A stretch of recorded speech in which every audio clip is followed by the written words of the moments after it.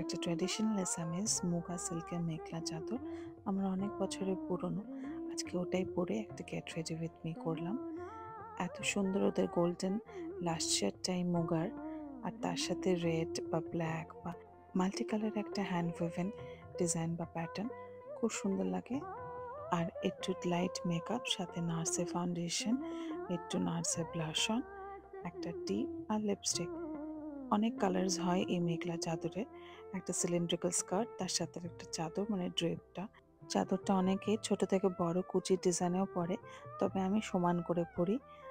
আমি এখন গুয়াহাটিতে এসেছি, কোনো সাথে গয়না আনেনি। ট্রেডিশনাল গয়নার সাথে এটা বেশ সুন্দর লাগে।